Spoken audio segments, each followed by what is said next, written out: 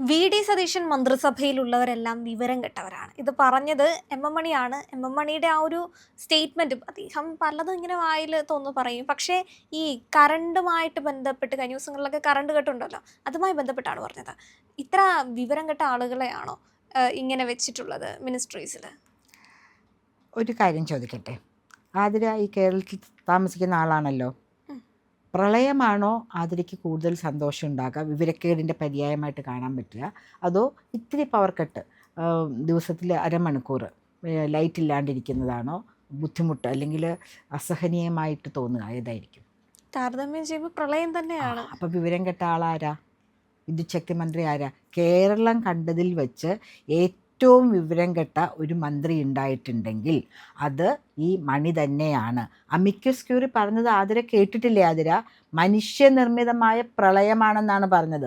എന്തെങ്കിലും സംഭവിച്ചോ? എന്നിട്ട് ഈ വിവരം കെട്ടവെന്ന് പറഞ്ഞുകൊണ്ട് നടക്കാനായിട്ട് ഇയാൾ ഇവിടെ ജീവിച്ചിരിക്കുന്നുണ്ടെങ്കിൽ അത് ഇവിടുത്തെ ജനങ്ങളുടെ സൗമനസ്യാണ്, അറിയാമോ? ഇപ്പോൾ ഞാൻ പറയുകയാണ്, ഞങ്ങൾ പറയുകയാണ്, ഇവിടുത്തെ എല്ലാ ജനങ്ങളും ചേർന്ന് പറയുകയാണ്, ഒരു ഓഡിറ്റിംഗ് നടക്കട്ടെ, സോഷ്യൽ ഓഡിറ്റിംഗ് ഉൾപ്പെടെയുള്ള കാര്യങ്ങൾ നടക്കട്ടെ. എങ്ങനെയാണ് ഈ പ്രളയം ഉണ്ടായെന്ന് ഈ വിവരം കെട്ട മണി എന്താ വന്ന് പറഞ്ഞതെന്നറിയാമോ? ഞാൻ എൻ്റെ ഫേസ്ബുക്കിൽ ഇട്ടല്ലോ, രാത്രി 1 മണിക്ക് ഇടുക്കിയുടെ ഷട്ടർ തുറക്കാൻ പോകുന്ന ആ സമയത്ത് എത്ര പേർക്ക് ഫേസ്ബുക്ക് ഉണ്ട്? അല്ലെങ്കിൽ ഈ വിവരം കെട്ടവൻ്റെ ഫേസ്ബുക്ക് എത്ര പേര് നോക്കുന്നുണ്ട്? ശരിയാണോ? ഞാനതിലിട്ടല്ലോ ഇടുക്കിയിലെ ഷട്ടർ തുറക്കാൻ പോകുന്ന കുട്ടി നോക്കിക്കൊണ്ടിരിക്കും 1 മണിക്ക്. നിങ്ങൾ ജെൻസി ആണല്ലോ, ജെൻസി രാത്രി മുഴുവൻ ഉറക്കം വിളിച്ചിരിക്കുന്നു എന്നാണ് ഞങ്ങളെപ്പോലെയുള്ള പഴയ പുരാവസ്തുക്കളുടെയൊക്കെ ഒരു കംപ്ലൈൻറ്റ് നിങ്ങളെക്കുറിച്ച്. നിങ്ങൾ നോക്കുമോ? മണിയുടെ ഫേസ്ബുക്ക് നോക്കുമോ? നിങ്ങൾ നോക്കുകയാണെങ്കിൽ വേറെ ജെൻസികളുടെയോ പ്യൂക്കികളുടെയോ ഒക്കെ ഇൻസ്റ്റാഗ്രാം, ഇപ്പം അതിന് ഫേസ്ബുക്ക് പോലും നോക്കുന്നില്ല. ശരിയല്ലേ? അങ്ങനെ പറഞ്ഞ ഇദ്ദേഹത്തിന് ആര് അധികാരം കൊടുത്തു, അല്ലെങ്കിൽ ആരുടെ ധൈര്യത്തിന് പുറത്താണ് ഇയാൾ ഇങ്ങനെ സംസാരിക്കുന്നത്?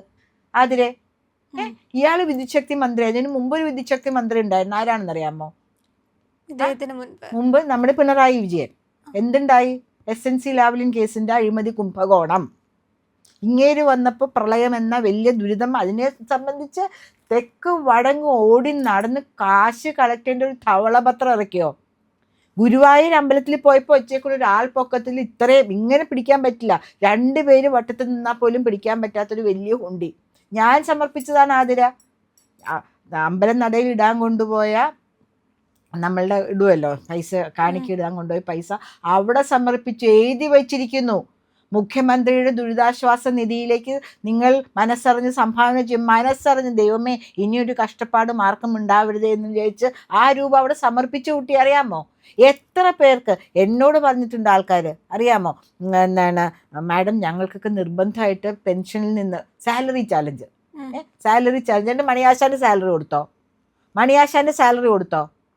അയാൾ പറയണ്ടേ, ഞാനാണ് വിദ്യുച്ഛക്തി മന്ത്രി, എനിക്കിനി ശമ്പളം വേണ്ട, എനിക്ക് കിട്ടുന്ന ശമ്പളം പാവപ്പെട്ട ദുരിതമനുഭവിക്കുന്ന പ്രളയത്തിൽ കെടുതി അനുഭവിക്കുന്ന ആളുകൾക്ക് കൊടുത്തു എന്നൊരു വാക്ക് ഞാൻ കേട്ടതായിട്ട് ഓർക്കുന്നില്ല. നമുക്ക് വേണമെങ്കിൽ ഒന്ന് ഗൂഗിൾ ചെയ്ത് നോക്കാം അങ്ങേരെ അങ്ങനെ പറഞ്ഞിട്ടുണ്ടോ എന്ന്. കൂടിപ്പോയ ഒരു മാസത്തെ എന്തെങ്കിലും ഒരു നക്കാപ്പിച്ച പൈസ കൊടുത്തിട്ടുണ്ടാകും, അല്ലാണ്ട് അങ്ങേരാണെങ്കിൽ പറയണ്ടേ? അപ്പോൾ ഈ മണിയാശാൻ പറയുന്നതൊക്കെ അങ്ങേര് തന്നെ കേൾക്കുള്ളൂ. ഇപ്പോൾ ലൈം ലൈറ്റിൽ വരുന്ന ഒരു ചുമതലയില്ല, പാർട്ടിയിലും ചുമതലയില്ല, ഒന്നും ചുമതലയില്ല. അപ്പം ഇങ്ങനത്തെ കുറേ വിടുവായത്തം പറയുകയാണെങ്കിൽ പെട്ടെന്ന് അങ്ങോട്ടേക്ക് വരാമല്ലോ. ഇതിനു മുമ്പ് ശ്രീ ഷിബു ബേബി ജോണിനെ കുറിച്ച് എന്തോ പറഞ്ഞില്ലേ? കടപ്പുറത്ത് കിടക്കണം മോശമാണോ? മീൻ കഴിക്കുന്നുണ്ടല്ലോ എല്ലാവരും. അങ്ങനെ കടപ്പുറത്ത് കിടന്നിട്ടുണ്ടെങ്കിൽ എന്താ കുഴപ്പം? എല്ലാവരും പോകുന്നുണ്ട് കടപ്പുറത്തേക്ക്. നല്ല വിവരവും വിദ്യാഭ്യാസമുള്ള ഒരു മനുഷ്യനാണ് അദ്ദേഹം. അദ്ദേഹത്തിൻ്റെ അച്ഛനും മന്ത്രിയായിരുന്നു. അവർ കുടുംബപരമായിട്ട് തന്നെ നല്ല രാഷ്ട്രീയ പാരമ്പര്യമുള്ള ആൾക്കാരാണ്. കടപ്പുറത്ത് പോകണം മോശമാണോ? കടപ്പുറത്ത് പോയി ജോലി ചെയ്യുന്ന സമൂഹത്തിലെ ആൾക്കാരൊക്കെ മോശക്കാരാണോ? അതിന് തന്നെ ഒരു കേസ് എടുക്കണം. ഒരു മനുഷ്യനെ അധിക്ഷേപിക്കുകയാണ് ചെയ്തത്, അല്ലെങ്കിൽ കടപ്പുറത്ത് പോകുന്നവരെ, ജോലി ചെയ്യുന്നവരെ അവർ അധിക്ഷേപിച്ചതിനൊരു കേസ് എടുക്കണോ ആതിര? തീർച്ചയായും വേണം. ഇപ്പൊ ഇദ്ദേഹത്തിനോട് അഭിപ്രായം ചോദിച്ചാൽ ഇദ്ദേഹം മുൻപ് വൈദ്യുത വകുപ്പ് മന്ത്രി ആയതുകൊണ്ടാണ് ഇദ്ദേഹത്തിനോട് ഇപ്പോഴുള്ള പവർ കട്ട് അതൊരു വിഷയമാണ്. ശരിക്കും ഒരു 2-3 തവണയൊക്കെ ഈ ചെറിയ ബാക്കി എല്ലാവരെയും സംബന്ധിച്ച് കുഴപ്പമില്ലെങ്കിൽ പോലും ഈ കുഞ്ഞു മക്കളുള്ളവർക്കായിരിക്കും കൂടുതൽ ബുദ്ധിമുട്ടി, കൈക്കുഞ്ഞൊക്കെ ഉള്ളവർക്ക് പെട്ടെന്ന് അതിന്റെ ഒരു വിഷയം ഉണ്ടായിരിക്കാം. പക്ഷെ എന്നാലും ഇദ്ദേഹത്തിനോട് അഭിപ്രായം ചോദിക്കുമ്പോൾ ഇദ്ദേഹം പറയുന്നത്, ഞങ്ങൾ ഉണ്ടായിരുന്ന സമയത്ത് ഞങ്ങൾ വളരെ മികച്ച ഉണ്ടായിട്ടില്ല, പിണറായി സഖാവ് ഉണ്ടായിരുന്ന സമയത്ത് ഉണ്ടായിരുന്നില്ല. ഇതെന്താ ഉട്യോപ്യൻ ഇതാണെന്നാണ് വിചാരം? ഇവിടെ തന്നെ ജനിച്ചു വളർന്ന ആൾ തന്നെയാണ് ഞാൻ. എനിക്ക് മെമ്മറി ലാപ്സ് ഒന്നും വന്നിട്ടില്ല, അതിനുള്ള പ്രായവുമായിട്ടില്ല. ആതിരയ്ക്ക് ചിലപ്പോൾ അറിയില്ലായിരിക്കും, ആതിര ചെറിയ കുട്ടിയാണ്. എത്ര പ്രാവശ്യം, കൊച്ചു കുട്ടികൾക്ക് മാത്രമേ പ്രശ്നമുള്ളൂ. എൻ്റെ അമ്മൂമ്മ 98 വയസ്സിലാണ് പോയത്. എന്തുമാത്രം ഞങ്ങളും ബുദ്ധിമുട്ടിയിട്ടുണ്ട്. ആ സമയത്ത് സോളാർ പവറൊന്നും ഇല്ല, ഇല്ലേ? അത് മെഴുകുതിരി വെളിച്ചം, മറ്റേ ഇൻവെർട്ടറോ ബാറ്ററി വെച്ച് അങ്ങനെയുള്ള സാധനങ്ങളൊന്നുമില്ല. മെഴുകുതിരി വെളിച്ചത്തിൽ ഉറ്റുനോക്കിക്കൊണ്ടിരുന്നിട്ടുണ്ട്. കൊച്ചു കുഞ്ഞുങ്ങളെ നമുക്ക് തോളത്തിട്ട് മുറ്റത്ത് കൂടെ നടക്കുകയോ പുറത്തേക്ക് കൊണ്ടുപോയോ എന്തെങ്കിലും ചെയ്യാം. കിടപ്പ് രോഗികളെ എന്ത് ചെയ്യും? ഇതെന്തെന്നാ വെള്ളരിക്കാ പട്ടണം, എന്നും വന്ന് അനാവശ്യം വിളിച്ചു പറയാമെന്നോ? ഞാൻ തന്നെ ഈ ചാനലിൽ തന്നെ പറഞ്ഞിട്ടുണ്ട്, ഞങ്ങളുടെ പനമ്പള്ളി നഗറിൽ വന്ന് നോക്ക്, 24 മണിക്കൂറും ലൈറ്റ് കത്തുകയാണ്. കൗൺസിലറെ വിളിച്ചു പറഞ്ഞു, KSEBയിൽ വിളിച്ചു പറഞ്ഞു. എന്നാൽ രാത്രി ഇന്നലെ 2 പ്രാവശ്യം ലൈറ്റ് പോയത് അറിയാമോ? കറണ്ട് കട്ടെന്നും പറഞ്ഞിട്ട് 2 പ്രാവശ്യം പോയത്. രാവിലെ ഇപ്പോഴും ഞാൻ വരുമ്പോൾ അവിടെ കിടന്ന് കത്തുന്നുണ്ട്. ആ സ്ട്രീറ്റുകൾ മുഴുവനും കത്തുന്നുണ്ട്. ഇതാരുടെ തോന്നിയവാസം? ഇപ്പോഴത്തെ മന്ത്രി ഉണ്ടല്ലോ നമ്മളുടെ സണ്ണി ജോസഫ്, അദ്ദേഹം അത് നോക്കാത്ത എന്തെങ്കിലും അദ്ദേഹത്തിന് നേരിട്ട് അയക്കണോ? കൗൺസിലറോട് പറഞ്ഞു, KSEBയിൽ പറഞ്ഞു. അതാണല്ലോ അതിൻ്റെ മുറയായ കാര്യം. മുരളീധരൻ ഈ കാര്യങ്ങളൊക്കെ അറിയാട്ടോ, ഈ പ്രശ്നങ്ങളൊക്കെ വരുന്നത്. അതുകൊണ്ടാണ് അദ്ദേഹത്തിനാണ് ആദ്യം വിദ്യുച്ഛക്തി വകുപ്പ് നേരത്തെ ഇരിക്കുകയും ചെയ്തതാണ്, അല്ലേ? അപ്പോൾ അദ്ദേഹം പറഞ്ഞു, ഇതാണെങ്കിൽ എനിക്ക് വേണ്ട, മന്ത്രിസ്ഥാനമേ വേണ്ട എന്ന് പറഞ്ഞ് അദ്ദേഹം ഒഴിവാകുകയാണ് ചെയ്തത്. അപ്പോൾ പിണറായി സഖാവിൻ്റെ കാലം മുതൽ എടുത്തു നോക്കുകയാണെങ്കിൽ വികസിത രാജ്യങ്ങളിലൊക്കെ തന്നെ ഇപ്പോൾ നമ്മൾ ഇതായിട്ടുള്ള ഹൈഡ്രോ ഇലക്ട്രിക് പ്രോജക്ട്സുകളല്ല, മറ്റ് ഇത് വെച്ചിട്ടുള്ള ഇലക്ട്രിസിറ്റി പ്രോജക്റ്റുകളാണ് നടക്കുന്നത്. ഇവിടെ ആണെങ്കിലും നമുക്ക് ഇപ്പോൾ 31 വലുതായിട്ട് 16 വലിയ പ്രോജക്റ്റുകൾ, ഹൈഡ്രോ ഇലക്ട്രിക് പ്രോജക്റ്റ് 16, ചെറുത് 15 ഉണ്ട്. പിന്നെ പ്രൈവറ്റ് സെക്ടറിലും ബാക്കിയെല്ലാം കൂടി ഒരു 50ഓളം ഹൈഡ്രോ ഇലക്ട്രിക് പ്രോജക്ട്സ് ഉണ്ട്. അതാണ് മെയിനായിട്ട് കേരളത്തിൻ്റെ വിദ്യുത് ശക്തി ഉൽപ്പാദനത്തെക്കുറിച്ച് നടക്കുന്നത്. കുറച്ച് നാൾ മുമ്പത്തെ കണക്കാകുമ്പോൾ ഉൽപ്പാദിക്കുന്നത് 2800ഓളം മെഗാവാട്ട്സ് ഉൽപ്പാദന ശേഷിയും 2200, അപ്പോൾ അത് കൂടിയിട്ടുണ്ടാകാം, അങ്ങനെയൊക്കെയാണ് പറയുന്നത്. പക്ഷേ നമുക്കിപ്പോൾ പറ്റിയിരിക്കുന്ന കാര്യം എന്താണെന്ന് വെച്ചാൽ, മഴ ഇത്തവണ പറഞ്ഞ പോലെ കിട്ടിയിട്ടേ ഇല്ല, അല്ലേ? അപ്പോൾ അതൊരു പ്രശ്നം തന്നെയാണ്. ഇനി നമ്മൾ ചെയ്യേണ്ടത്, നമുക്ക് ഇഷ്ടം പോലെ സോളാർ എനർജി ഉണ്ട്. സെൻട്രൽ ഗവൺമെൻറ് കൊടുക്കുന്നുണ്ട് സബ്സിഡി, സാധാരണ നമ്മുടെ ഗവൺമെൻറ് കൊടുക്കുന്നുണ്ട്, അല്ലെങ്കിൽ പല പല ഏജൻസികൾ അതിൻ്റെ സബ്സിഡി കൊടുക്കുന്നുണ്ട്. പറ്റുന്നിടത്തോളം ആളുകൾ സോളാർ ലൈറ്റുകളെ ആശ്രയിക്കുകയാണെങ്കിൽ ഈ ഒരു പ്രശ്നം ഉണ്ടാവാണ്ടിരിക്കും. നമ്മുടെ ഒരു കൈത്താങ്ങ്, മോഡിജി എപ്പോഴും പറയും, realtors help in rebuilding the nation, ഒരു കൈ സഹായിക്കൂ. അതൊരു സഹായമാണ്. നമുക്കും കറണ്ട് കട്ടിൻ്റെ പ്രശ്നം എല്ലാവർക്കും പറ്റും ഞാൻ പറയുന്നില്ല, പറ്റുന്നവരെല്ലാവരും തന്നെ സീരിയസ് ആയിട്ട് ആലോചിക്കുകയാണെങ്കിൽ ഒരു പരിധിവരെ നമുക്ക് നമ്മളുടെ ഗവൺമെൻറ്റിനെ സഹായിക്കാൻ പറ്റും. സണ്ണി ജോസഫ് പറയുന്നുണ്ട്, മാക്സിമം ജനങ്ങൾ സഹകരിക്കൂ, ആവശ്യമില്ലാത്ത സമയത്ത് ലൈറ്റ് ഓഫ് ചെയ്യൂ എന്നൊക്കെ പറയുന്നുണ്ട്. ശരിയാണ്, അതിനൊക്കെ കുറച്ച് സമയമെടുക്കും. അതൊക്കെ ആൾക്കാരിപ്പോൾ യൂസ്ഡാണ്, ഇങ്ങനെ ഇതായിട്ട് പോയിട്ട് യൂസ്ഡാണ്. അപ്പോൾ അതുകൊണ്ട് സമയമെടുക്കും. പ്രത്യേകിച്ചും ഇനിയിപ്പോൾ ഇത് വരാൻ പോകുന്നു, 3ാം സ്ഥാനത്തിനുള്ള കളി വരാൻ പോകുന്നു, 1ാം സ്ഥാനത്തിന് വരാനുള്ള കളി വരാൻ പോകുന്നു. കഴിഞ്ഞ ദിവസം തന്നെ ഭയങ്കരമായിട്ട് അസ്വസ്ഥരായിട്ട് ഓടിച്ചെല്ലുകയാണ് KSEB ഓഫീസറിലേക്ക് ജനങ്ങൾ നടക്കുന്ന സമയത്ത്. തീർച്ചയായിട്ടും, കാരണം ഇനി ഇത്ര കൊല്ലം കഴിഞ്ഞാലാണ് കാണാൻ പോകുന്നത്. അപ്പോൾ ആ ദിവസത്തിലേക്ക് എങ്കിലും നമുക്ക് ഈ കറണ്ട് കട്ടുകളൊന്ന് ഒഴിവാക്കി തന്നാൽ നന്നായിരിക്കും. തീർച്ചയായും. പക്ഷെ ഇദ്ദേഹം പറയുന്നൊരു വിഷയം എന്ന് പറഞ്ഞാൽ, ഇപ്പൊ നമുക്ക് ഇത്ര ലഭ്യത കുറവുണ്ട് എന്നുണ്ടെങ്കിൽ നമ്മൾ ഉൽപ്പാദിപ്പിക്കുന്നത് ഒരു എമൗണ്ടേ ഉള്ളൂ. അപ്പൊ അതിൽ കൂടുതൽ നമുക്ക് ഇവിടെ ആവശ്യം വരുന്നുണ്ടെങ്കിൽ നമ്മളത് വാങ്ങാനായിട്ട് ട്രൈ ചെയ്തില്ല എന്ന് ആരാണ് ആതിരയോട് പറഞ്ഞത്? വാങ്ങാനായിട്ട് ട്രൈ ചെയ്തില്ല എന്ന് ആരെങ്കിലും പറഞ്ഞോ? ഇവർ മാക്സിമം ശ്രമിക്കുന്നുണ്ട്. ഒരു ഗവൺമെൻറ് കഴിഞ്ഞിട്ട് അടുത്ത ഗവൺമെൻറ് വരുമ്പോൾ ആ ഗവൺമെൻറ്റിൻ്റെ കണ്ടിന്യൂഷനായിട്ട് പോകുമ്പോൾ കിട്ടേണ്ടതാണ്. ഇവർ തന്നെ വന്ന് പറയുന്നുണ്ട്, കിട്ടുന്നില്ല, നമ്മൾ വിചാരിച്ച സോഴ്സുകളിൽ നിന്ന് കിട്ടുന്നില്ല. പിന്നെ കിട്ടണമെങ്കിൽ കാശ് കൊടുക്കണമല്ലോ. കുറേ പൂച്ചകൾ ഇട്ടിട്ടല്ലേ പോയേക്കണേ മണിയാശാനും സംഘവും, കാശ് കൊടുക്കണ്ടേ? സപ്ലൈകോൻ്റെ കാര്യം നമ്മൾ കേൾക്കുന്നില്ല. ഇപ്പോൾ സെൻട്രൽ ഗവൺമെൻറ് അത് കുറേ പരിധി വരെ കൊടുത്ത് അടച്ചു തീർത്തു എന്ന് നമ്മൾ കേൾക്കുന്നുണ്ട്. അപ്പോൾ എല്ലാത്തിനും നിങ്ങൾക്ക് ചെയ്യാലോ, ഞങ്ങളങ്ങനെ ചെയ്തല്ലോ, നിങ്ങൾക്ക് ചെയ്യാലോ എന്ന് പറയുകയാണെങ്കിൽ അത് ചെയ്ത് തീർക്കുവാനുള്ള കാശ് വേണം മോളെ. ആ കാശിന് എവിടെ പോകും? അതും ഒരു വലിയ പ്രശ്നം തന്നെയാണ്. അപ്പോൾ പ്രിയപ്പെട്ട മണിയാശാനെ, താങ്കളുടെ അവസരം കഴിഞ്ഞു. കൊക്കളമാക്കി അല്ലേ? ഇപ്പോഴും 18 കഴിഞ്ഞിട്ട് ഇപ്പോൾ 8 വർഷം കഴിഞ്ഞിട്ടും ജനങ്ങൾ ദുരിതത്തിലാണ്.